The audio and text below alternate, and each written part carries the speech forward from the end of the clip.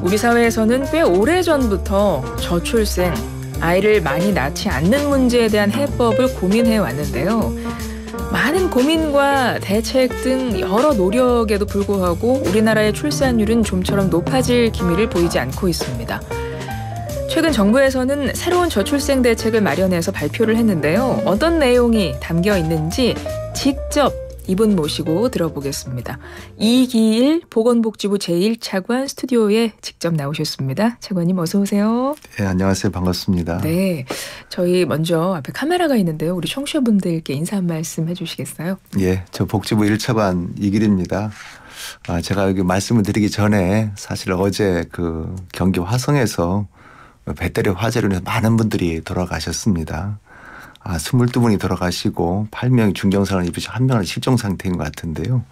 정말 우리 고용부를 중심으로 우리 모든 부처가 혼연일체가 돼가지고 정말 최대한 노력을 하고 있습니다. 우리 희생자 가족에게는 정말로 애도의 말씀드리겠고요. 또 한편으로는 지금 중경상을 입으신 분들이 계신데 주로 화상이 많으십니다. 그래서 네. 어제도 헬기를 통해서 한강성심병원이 가장 그 화상을 잘 보는 거기 때문에 치료를 해드리고도 있는데요. 최대한 저희가 잘 이렇게 노력을 해서 정말로 사고수를 잘하겠다는 그런 말씀을 먼저 드리겠습니다. 네, 알겠습니다. 정말 많은 분들이 어제 그 화재 참사로 인해 많은 분들이 희생이 되셔서요. 애도하는 마음으로 이 방송 함께 하실 것 같고 저희도 그런 마음으로 진행하도록 하겠습니다. 차관님께서는 얼마 전에 발표된 저출생 대책에 대해서 오늘 자세하게 설명해 주시기 위해서 직접 나오셨는데요. 일단 이것부터 한번 짚어봐야 되겠습니다. 우리 너무나 저출생이다, 아이를 안 낳는다라고는 하는데 지금 우리나라 출산율 얼마나 낮은 겁니까, 차관님? 예, 지난해가 0.72명입니다. 학교 출산율이요. 그리고 아마도 금년에는 더 낮아져가지고 0.68점 될 것 같고요. 예. 그리고 내년이면 0.6으로 내려갔다가 이제 반등한다는 그런 그 통계청 조사가 있습니다. 근데 참 보면은 우리가 가장 많이 날 때가 1960년이거든요. 네. 108만 명이 태어났습니다. 그리고 한동안 뭐 계속 100만 명쯤 있다가 71년도에 다시 이렇게 해가지고 102만 명이 태어났고요. 그리고 나서 이게 절반으로 준 것이 50만 명 된 것이 102년도입니다. 27년도. 예. 그리고 지난해가 23만 명이기 때문에 거의 뭐 71년도로 치게 되면 그건 한 50년 만에 그냥 4분의 1 정도가 줄은 것이 되겠고요. 아마도 가장 지금 전 세계적으로 큰 나라에서 0 이하로 나라된 나라는 없거든요. 아, 그렇습니까? 네, 사상 초유의 그런 상태고 저희가 지난주 19일 날 여러 가지 이렇게 저출산 대책을 발표를 했는데요. 네. 그 대책 이름이 저출산 반전을 위한 특별 대책입니다. 우리 대통령께서도 하시는 말씀이 정말 국가 존립을 좌지하는 비상사태다. 그러면서 그 스파르타 사례를 들으시더라고요. 네, 네. 옛날에 그 아테네하고 스파르타가 서로 그리스 때 서로 강국이었었잖아요. 근데 스파르타 같은 경우가 가장 강국이었을 때가 남자들이 1만 명입니다. 싸울 전투력이 1만 명이라는 얘기죠. 네. 근데 그때 거기는 애만 낳게 되면 바로 애를 따로 띄어가지고 훈련을 시키고 하다 보니까 그 애를 안 낳게 되는 겁니다. 그래서 100년 뒤에는 그 인구 1000명이 된 겁니다. 남성 전투력이. 네. 그래서 저절로 이 나라가 멸망한 그런 사례가 있었는데 그렇기 때문에 정말 우리 이 저출산에 대한 문제는 정말 국가 전체적으로 함께 노력해야 될 가장 시급한 과제다. 그렇게 말씀드릴 수가 있겠습니다. 얼마 전에 대통령께서 차관님께서도 말씀하셨지만 인구 국가 비상사태 선포하셨어요. 그렇습니다. 그리고 이제 반전을 위한 저출생 대책을 준비를 하셔서 발표를 하셨는데 지금 말씀하셨듯이 꾸준히 예전부터 계속 조금씩 줄어왔잖아요. 인구가. 그러면 갑자기 확 준 게 아니기 때문에 그러면 계속해서 이 문제를 어떻게 해서든지 해결해야 되겠다라는 고민을 예전부터 해왔는데 그렇습니다. 그럼에도 불구하고 여전히 해결되지 않고 오히려 지금 그 문제가 굉장히 심각한 이 상황까지 오게 된 이유는 어디에 있다고 보세요? 아마 여러 가지 이유들이 많이 이제 말씀들을 하시는데요. 저는 쭉 이제 청년분들하고 같이 이제 이렇게 만나서 얘기도 해보고 또 간담회도 해보니까 결국은 미래에 대한 불안감이 아닌가 싶습니다. 내가 아이를 낳아서 제대로 잘 키울 수 있을까? 좀 더 행복할 수 있을까? 그런 것에 자신이 없다 보니까 이게 애를 안 낳게 되고 그런 그 전체를 이렇게 전체를 썸업하다 보니까 합해보니까 그 출산이 낮아지는 것 같은데요. 저기 이렇게 청년들이 일단 출산을 하려고 하다 보면 첫 번째 단계는 사실은 그 일자리가 있어야 되는 거거든요. 네, 맞습니다. 예, 일자리가 있다고 하면은 한 2년쯤 되게 되면 이제 나 결혼해야 되겠다 마음을 먹게 되고요. 이 배우자를 찾게 되고 배우자를 찾은 상태에서 결혼을 결심하게 되면 그때는 내가 어떻게 해야 되나.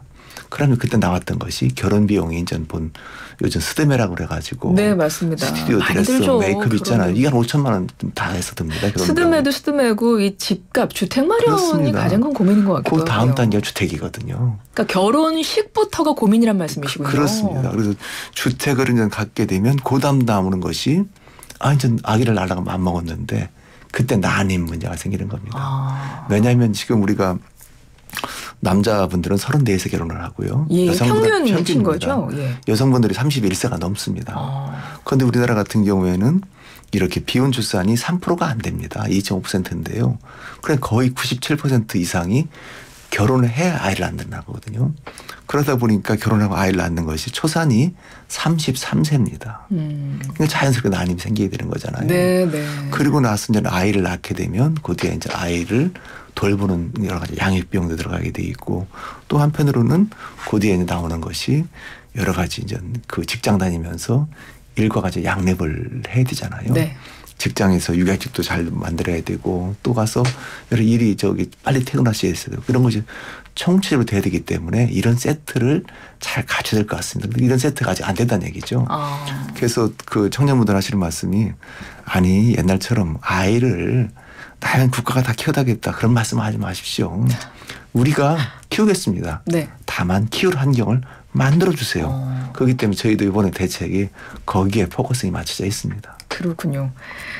왜 아이를 낳지 않는 그 추세가 예전부터 쭉 이어져 왔는데 여전히 낳지 않고 더 심각해졌을까요? 라고 여쭤봤는데 너무나 저희가 확 공감이 되게 다 설명을 해주셔가지고요.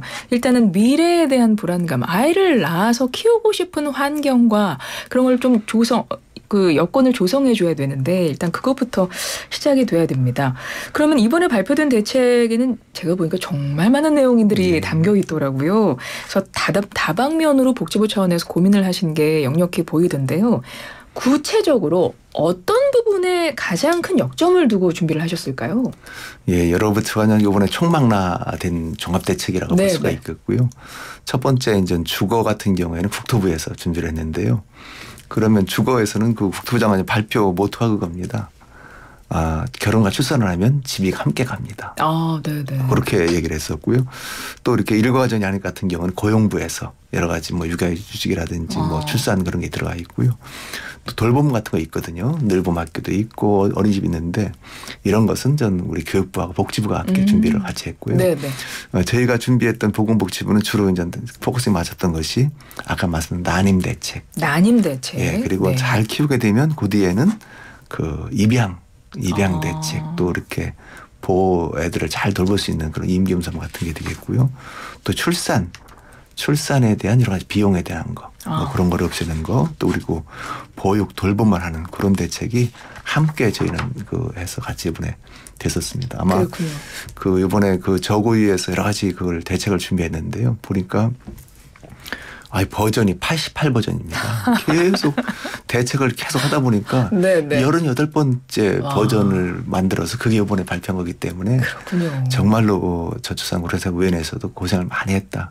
그런 감사의 말씀 드립니다. 네, 정말 고생 많으셨고요. 저희가 저출생 대책을 다 총체적으로 이해하려면 모든 부처의 장관님을 한 번씩 다 모셔야 집 문제는 어떻게 할 것이며 교육 문제는 어떻게 할 것이며 다 이해가 될 것 같은데요. 오늘은 보건복지부에서 이기일 차관님께서 나오셨고요.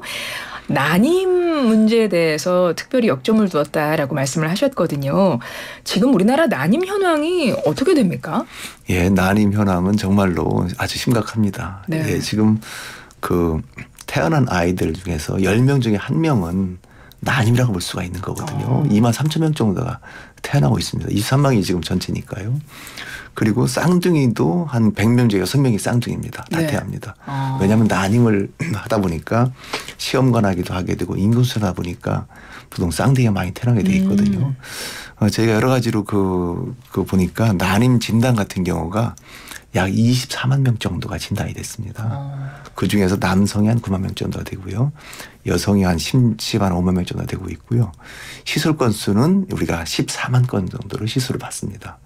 그리고 임신 건수는 3만 7천 건 정도 임신이 돼가지고 성공률은 27% 정도 돼 있습니다. 그런데 가장 말씀드린 것처럼 가장 뭐랄까 기본적인 원인은 늦게 결혼하고 늦게 아이를 가지려는 거고요. 네.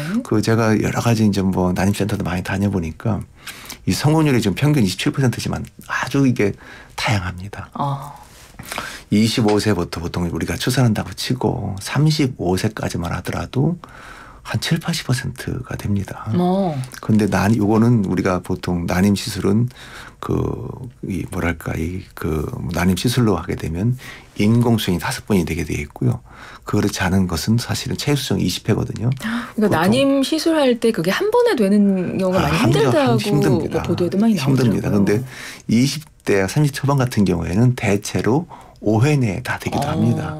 한두 번 되는 것은 가장 이렇게 운이 좋은 케이스고요. 그렇군요. 그리고 35세가 넘게 되면 이 성공률이 40%로 떨어지게 됩니다. 난임 시술도요? 그렇습니다. 그리고 주로 이렇게 보면은 40세가 넘게 되면 한 10%쯤 되게 돼 있고요. 45세가 되게 되면 한 1~2%밖에 안 되게 돼 있습니다. 그런데 평균적으로 이렇게 우리가 27%가 나오게 됐지만 제가 지난번에는 우리 여러 가지 결정사라고 그래가지고 결혼정보업체 분들하고도 네. 같이 이렇게 모임을 가졌습니다. 네. 가져보니까 거기에 오시는 분들은 기본적으로 결혼하는 것이 여성분이 31세가 아니고 34세, 35세가 됩니다.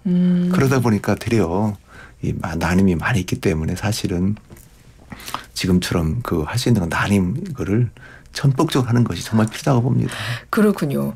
아무래도 결혼이 이제 많은 분들이 결혼을 안 하시기도 하고 하시는 분들은 또 결혼을 늦게 하시다 보니까 노산의 문제가 나이가 좀 어느 정도 좀 들어서 아이를 갖다 보니까 아이를 갖는 것도 힘들고 출산 과정도 힘들고 그렇습니다.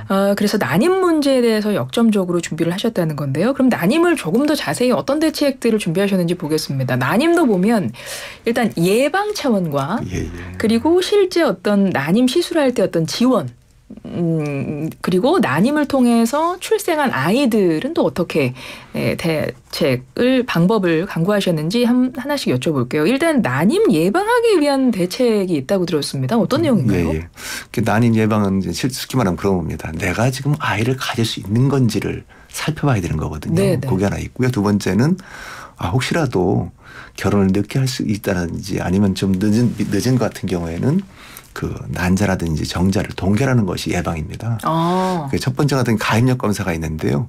저희가 금년에 걸쳐가지고 배우자가 있는 경우에 한정해서 생애 한 번에 걸쳐가지고 검사를 해줍니다. 여성 같은 경우에는 우리 AMH 검사라고 그래가지고 난소 나이 검사를 해주게 돼 있고요. 네.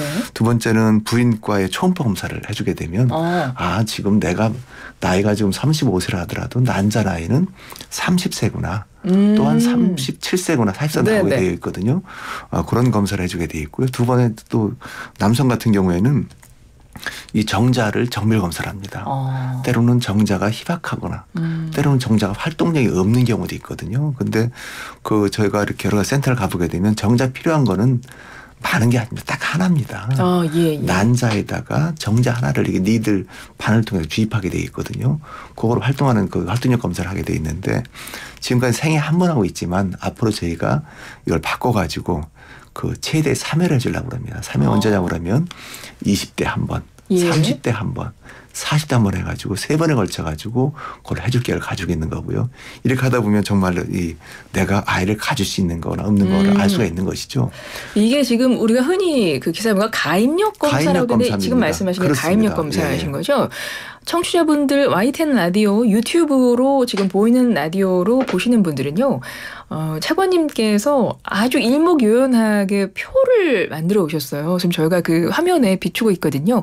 그걸 보시면서 가서 이야기를 들으시면 훨씬 더 이해하기 좋으실 겁니다.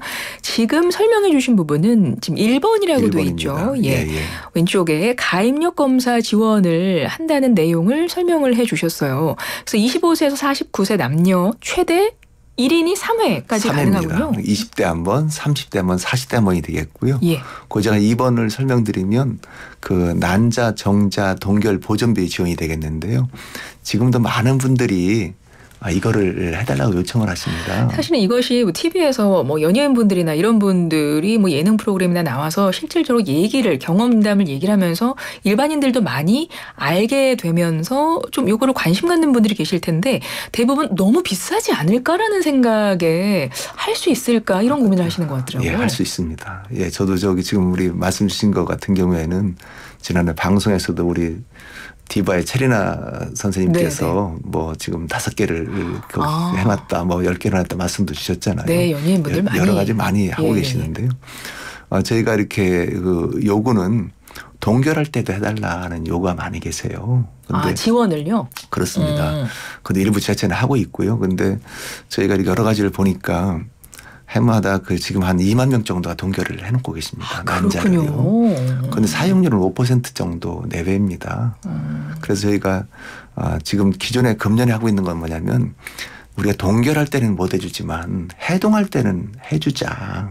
그렇게 지금 정책을 하고 있는 겁니다. 왜냐하면 해동을 한다는 거는 아이를 낳으려고 시도를 한다는 거잖아요. 예. 그래서 2번에 걸쳐가지고 한 번에 100만 원씩을 해줍니다. 200만 원을 해주는 거죠. 이게 지금 해동할 때입니다. 그래서 이번에 발표한 것은 뭐냐면 동결할 때도 해드리겠다는 건데요. 기존에는 해동은 됐었는데 동결은 안 됐고 이번에 새로 발표하신 내용은 동결도 지원을 해준다. 그런데 동결할 때도 다 해드릴 수가 없기 때문에 일단은 정말로 이분들은 꼭 해야 된다는 게 있어요. 예를 들면은 난소라든지 고환을 절제하는 분들이 있습니다. 그런 분들은 하기 전에 그거를 채취해놓게 되면 되는 거거든요. 왜냐하면 이 난소라든지 고환을 이렇게 절제하게 되면 그 뒤는 영구적으로 아이를 가질 수가 없는 거거든요. 두 번째가 제가 여러 가지 이렇게 난임 부부들을 만나보니까 참 여러 가지 눈물 나는 얘기를 많이 합니다. 정말 열심히 했는데 어렵다는 겁니다. 그런데 그중에 한 명은 어떤 말씀을 하시냐면 항암치료를 받게 된 거예요. 그런데 항암치료를 받으려면 기본적으로 항암치료 받고 수술하고 또 방사치료까지 받게 되면 한 2년 정도 걸리거든요. 그리고 치료가 끝나게 되면 방사선 기운이 있기 때문에 10개월 동안은 애를 못 갖습니다. 건전하지 않아요. 그렇기 때문에 아이고 내가 항암 진단을 암 진단을 받았을 때 그때 차라리 그 병원에서 나에게 미리 항암 치료 전에 채취해라고 얘기를 해주면 얼마나 좋았을 걸. 그런 말씀을 하셔서 저희가 그렇다고 그러면 항암 치료 받기에는 저희가 바로 난자를 정자를 채취할 수 있도록 그렇게 제가 이번에 그걸 바꿨습니다. 그래서 그런 경우에는 난자 동결 시에 지원이 된다는 말씀이시군요. 그래서 보통 여성분 같은 경우에는 한 200만 원 정도 되게 되면 채취하고 1년 정도가 되게 돼 있고요. 남자는 30만 원 정도를 하게 되면 그 1년 정도 보관이 가능합니다. 그래서 저희가 그런 비용을 이번에 지원하겠다는 얘기가 되겠고요. 그 다음 단계로 되는 것은 이제 또 다른 단계가 있겠습니다. 그것까지 저희가 이제 이번에 예방력을 준비를 하였습니다. 네. 이렇게 해서 난임 예방을 위한 대책도 가입력 검사부터 준비를 하셨고 그리고 난자, 정자, 동결 보존비 지원 내용이 있고요. 그리고 시술할 때도 본인이 비용을 좀 많이 내지 않습니까? 시술 냅니다. 그것도 좀 인하를 해주신 것 같아요. 많이 좀 바뀌었습니다. 사실은 이제 이렇게 뭐랄까요, 체수정할 때 보면 한 300만 원쯤 듭니다. 대체로요. 그러면 70% 정도는 본인이 이제 건강부에서 부담을 하고 30%는 본인 부담이 있었거든요. 그러니까 300만 원이면 70% 210만 원 건강보험, 90만 원은 이제 본인이 부담하잖아요.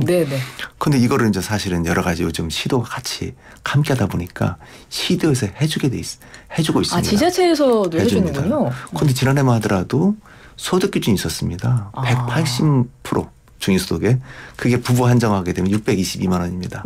그 아래는 해주고 그 위에는 사실은 못 해줬거든요. 그런데 이 부부가 맞벌이 하다 보면 620만 원이 훌쩍 넘습니다. 기준을 넘어가 버리겠죠. 그렇습니다. 그래서 저희가 금년 논의를 해서 금년부터는 전국 어디서나 타 지원받게 정책을 바꿨습니다. 아, 소득 기준이 없어졌나요? 아니, 소득이 없어진 거죠. 다 없어진 겁니다. 9개가 있었는데 그렇군요. 그걸 없애서 건 거고요. 두 번째는 이게 보시게 되면 본인 부담이 아까 30%를 하셨잖아요. 네네. 그런데 45세가 넘게 되면 50%를 부담을 했었습니다. 아, 45세 이상은 더 내네요, 내 돈을? 더 내는 거죠. 그 이유는 뭐냐면 그때 되면은 사실 이게 그 성공률이 떨어진다는 거죠. 성공률이 떨어지니까. 그런데 저는 그런 생각이 들더라고요. 45세가 넘게 된다 하더라도 오죽하게 되면 아이를 가지려고 그렇죠. 노력을 하겠냐. 예. 이거 한 번 이렇게 시술하는데 엄청 네네. 스트레스도 많이 받고 몸도 많이 이제 망가지게 되는 거거든요. 그래서 그렇지만 이것은 더 할인은 못 해주겠지만 똑같이 하자 해가지고 45세도 똑같이 30%만 본인 부담하도록 하고 기존에 50%였는데 30%만 하고 이제 똑같이 하는 부담하면 거죠. 됩니다. 그 나머지 30% 되는 것은 지자체가 또 지원을 해줄 거고요. 또 하나가 난임시술 지원입니다. 예. 지금은 아이 한 사람당 평생 25회인데요. 체외수정 20회. 네. 체외수정은 동계라고 신선이 있습니다. 그리고 인공수정 5번을 해가지고 있는데 이거를 타다 보면 25세가 넘는 분들이 있거든요. 아이 한 명당 25회. 네. 그러니까 첫 번째 아이 25회, 두 번째 아이 25회, 세 번째 아이 25회, 75가 되는 거죠. 네네. 그런 식으로 이번에 이제 바꾸게 됐고요. 또 하나가 평생 25회이던 걸 아이 한 명에게 25회로 지원을 해준다. 그렇습니다. 난임 시술 지원을. 예. 때때로 경우에 따라서는 이게 25회를 첫째 넘는 경우도 있거든요. 그렇죠. 그럴 수 그래서 있죠. 두째, 셋째 해가지고 하게 돼 있고요. 또 하나는 필수 비급여 약제급여입니다. 저희가 과배란 유도제하고 입던 약은 금년 6월 달에 급여를 했습니다. 네. 급여를 했다는 건 지금까지는 모든 돈을 본인이 다 냈어야 되는데 예를 들면 70%를 본인 쪽이 공부에서 부담을 한다는 거잖아요. 그런데 좀 안 되고 있는 것이 착상 보조제라든지 유산 방지제가 있는데요. 이런 것도 제가 급여를 해나갈 생각을 가지고 있고요. 예. 또 하나가 보면은 임신부에 대해서 우울한 분들이 많습니다. 얼마나 네네. 우울하겠어요. 몸도 안 좋고 또 아이는 또 잘 생기지도 않을 분들은 때로는 아이가 유산되는 경우도 있거든요. 그렇죠. 이런 분들을 위해서 상담센터 지금 현재 10개인데 전국으로 확대를 하게 되어 있고요. 난임 임신부 심리상담센터 지원센터 전국 확대됩니다. 중앙에도 하나 있고요. 지금 9개는 지금 지자체에 있는데 전국으로 확대를 하고 예. 난임 휴가가 있습니다. 가게 되면 이게 가서 이렇게 여러 가지 시술도 받고 주사 맞는데 그렇죠. 시간이 걸립니다. 일하시는 분들은 직장에서 휴가를 내셔야 되는데요. 그렇습니다. 그래서 현재 3일인데 6일로 확대를 하고요. 네. 마지막 하나 더 말씀드리게 되면 이 제왕절개에 본인 부담이 있습니다. 지금은 자연분만은 돈을 안 내고 0%가 있고요. 네. 제왕절개는 5%를 내고 있거든요. 그런데 제왕절개에서도 저희가 여러 가지 이제 그 5%안 내게 하게 된대요. 혹시 우리 사회자님 네. 그 제왕절개 비율이 어느 정도 될까요? 우리나라가요? 제왕절개가 왠지 생각보다 좀 많지 않을까라는 생각이 듭니다. 얼마큼 됩니까 정확하게? 절반이 넘습니다. 절반이 넘습니까? 저는 그 정도는 생각 못했습니다. 62%입니다. 제왕절개 비율이요? 그렇습니다. 예. 그래서 옛날에는 사실 제왕절개 같은 경우 우리 그 카이저 시저가 사실은 태어났다고 그래가지고 제왕을 꺼냈다서 제왕절개라는 일이 붙은 건데요. 이거 같은 경우도 그 지금 62% 넘게 돼 있고요. 또 하나는 건당 진료비가 우리가 한 236만 원 드는데 본인 부담이 5%에 12만 원쯤 됩니다. 이거를 하나도 안 들게 하겠다. 그러니까 아기 낳는 비용 지금은 자연분만은 돈 안 내거든요. 네. 아기 낳는 비용은 국가에서 부담하겠다. 네. 그런 것이 이제 저희가 해서 정말 난임에 대해서는 전 세계적으로 가장 우리가 많이 하고 또 가장 앞서 있습니다. 정말 난임에 대해서 국가가 책임지는 그런 모습을 보이겠습니다. 이 정책을 만들기 전부터 정말 다양한 의견 수렴을 하셨을 걸로 압니다. 실제 난임을 겪고 있는 부부들의 의견도 많이 들어보셨을 텐데 정책을 딱 이렇게 만들어 놓고 나서 혹시 반응이나 또 피드백을 받아보셨어요? 어떤 의견들을 주십니까? 예, 반응을 받아봤습니다. 저 여러 가지 의견 댓글이 많이 달리고 있잖아요. 그런데 뭐 이런 말씀도 있습니다. 여러 가지 대책을 많이 하다 보니까 뭐가 중요한지 모르겠다는 얘기도 많이 있는데 정말로 저희 난임에 대해서는 참 열심히 하고 있다는 그런 말씀하고요. 제가 앞전에 조금 말씀드렸던 것처럼 정말 우리가 이번에 그 육아휴직 급여를 상한선을 높였거든요. 월 150만 원 되는 거를 250만 원까지 저희가 높이고 있고요. 또 하나는 뭐냐면 아빠 출산휴가를 열흘에서 20일로. 그런데 이거 열흘이라는 것이 그걸 뺀 겁니다. 저기 공휴일을. 아, 그렇군요. 그래서 20일이면 한 달을 쓰게 돼 있는 네, 거고요. 네. 또 뭐 2주 단기 휴가를 한다라든지 또 한편으로는 요번에 그 신혼부부 특공 같은 경우를 한 번 더 주기로 했어요. 출산을 하신 분들에 대해서요. 예. 왜냐하면 작게 25평을 받았는데 아이를 낳게 되면 더 필요하잖아요. 그렇죠. 그래서 그런 경우에는 특공을 한 번씩 더 주는데 단 조건이 있습니다. 네. 신혼부부가 그 전에 받은 특공을 입주 전에 다 이렇게 처분을 해야 됩니다. 그런 거라든지 그렇군요. 또 이렇게 연 7만 원으로 높이는 거를 이렇게 12만 원으로 하는 거라든지 해서 정말로 대책을 총망라했다. 그리고 열심히 정부에서 할 일은 좀 했다고 좀 생각을 하고 있습니다. 알겠습니다. 인구 국가 비상 사태를 선포하고 나서 저출생 대책, 아까 추세 반전을 위한 대책이라고 그렇습니다. 하셔서 기존에 갖고 있던 어떤 지원 대책도 훨씬 더 확대했고 특히 난임 문제에 대해서 어떻게든 좀 해결을 해보고자 그렇습니다. 많은 예방과 실제 시술과 어떤 시술 지원 부분까지 하나하나 꼼꼼히 다 준비를 하셨는데요. 사실 저희가 시간이 다 다 지나가지고요. 일단은 끝으로 저희가 한 요것만 여쭤보겠습니다. 사실은 이번 대책의 체감도를 높이기 위해서 어떤 현금성 급여 통합 추진한다는 내용도 담겨 있는 걸로 알고 있거든요. 아이 낳는 부모님들에게 좀 어떤 변화가 체감이 될 수 있을 거라고 보세요? 짧게 한 말씀 해주세요. 지금 부모급여 같은 경우가 그 영세아는 100만 원 월 다달입니다. 그리고 1세아는 50만 원을 제가 지급을 하고 있고요. 또 아이를 갖게 되면 첫 만남 이용권이라고 그래서 첫째는 200만 원, 둘째는 보통 300만 원씩을 지급을 하거든요. 그리고 바우처입니다. 그래서 두 개를 묶어서 그냥 하나의 통장에 다 현금으로 넣어드릴 그럴 계획을 가지고 있고요. 네. 앞으로는 여러 가지 이제 이것뿐만 아니고 뭐 아동수당, 양육수당 다양한 수당이 있기 때문에 양육지원금은 그 하나로 통합하는 게 좋겠다. 그리고 가급적이면 저희가 하나 이름을 붙였습니다. 네. 웰컴 키즈 통장이라고 아이를 웰컴한다는 얘기잖아요. 그렇죠. 그래서 여기에 대해서는 정말로 여러 가지 급여 혜택이라든지 또 세제 혜택도 주고 또 그렇게 해가지고 잘 하시도록 하겠고요. 정말 저희가 이번에 발표한 정책에 있어서 정말 정부는 최선을 다할 생각이고요. 정말 아이 낳고 싶어하는 그런 간절한 부부가 하는 분들에 대해서는 국가가 책임지고 노력을 하겠다는 말씀을 거듭드리겠습니다. 알겠습니다. 오늘 이익일 보건복지부 제1차관님 나오셔서 얼마 전에 정부가 발표한 저출생 대책, 말 그대로 저출생 추세 반전을 위한 대책을 마련하셨고 그중에 정말 중요한 일부분 부분을 설명을 자세하게 해주셨습니다. 이것 말고도 아주 다양한 대책들을 해놓으셨으니까요. 저희가 저출생 특집을 한번 시리즈로 해야 되겠다 이런 생각이 들어요. 이 정책을 체감하실 수 있도록 꼭 필요하신 분들이 아실 수 있도록요. 오늘 말씀은 여기까지 듣겠습니다. 다음에 또 한번 뵀으면 좋겠습니다. 차관님 감사합니다. 예, 언제라도 불러주십시오. 네, 고맙습니다. 지금까지 이익일 보건복지부 제1차관이었습니다.